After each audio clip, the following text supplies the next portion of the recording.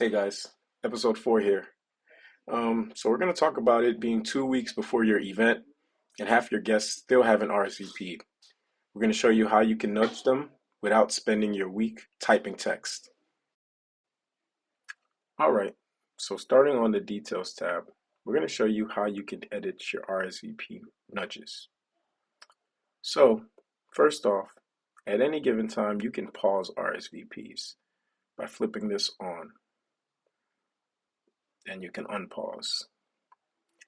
And then you can add a deadline. Select the date for when you'll stop accepting RSVPs.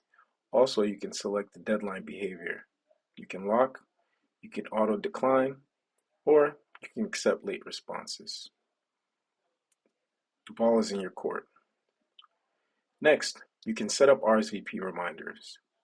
These can be relative to either the RSVP deadline date or your event start date. We also allow you to customize the message. Now, if you need to send ad hoc messages, we allow for that as well.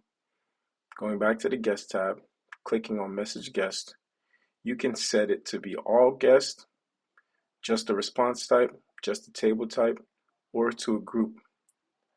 You can set based on check-in status. You can also decide whether you want to send an email, SMS, or both. You can also decide if you want to send the message now or schedule it for later.